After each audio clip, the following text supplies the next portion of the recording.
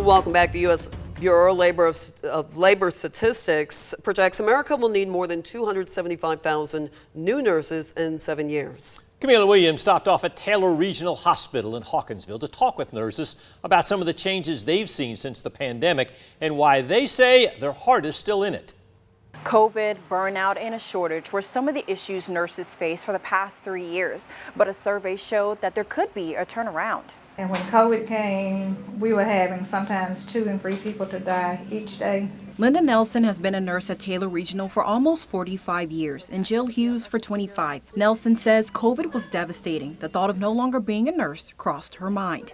It was emotionally distressing for me because, like I said, I had just never seen that many people dying. Hughes worked in the surgical unit. She says even the workload changed, even seeing the change in seasonal nurses like Nelson. You know, it just brings you down, the whole mood of the whole hospital. Even though we tried to keep things upbeat and we tried to be positive, it was just a negative feeling. Incredible Health is a website that helps nurses find jobs. They said their survey found 80% of nurses plan to stay in the industry until retirement. Why? Some say health system improvements and better nursing educational leaders. Taylor Regional's Chief Nursing Officer Haley Kaufman says having a clinical nurse on call has helped their staff. We support them through various call schedules. We also go out, all the managers as well as myself attend any code situations. 3 years later, Nelson and Hughes say it's less stressful. So it feels like the staff's a little bit more comfortable with it. They're more comfortable taking care of the patients. But the need for nurses remains high.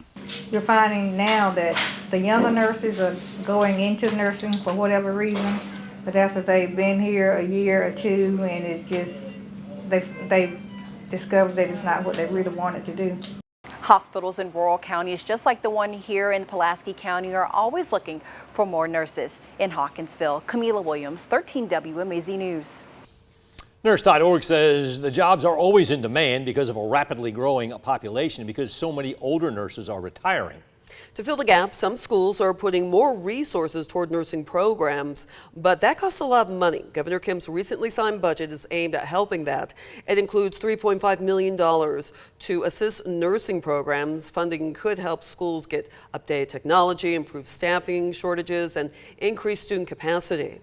For example, Middle Georgia State's Dublin campus renovated its nursing facility and is working with Dublin Career Academy on dual enrollment. It's Masters Week. Connor's in the house next.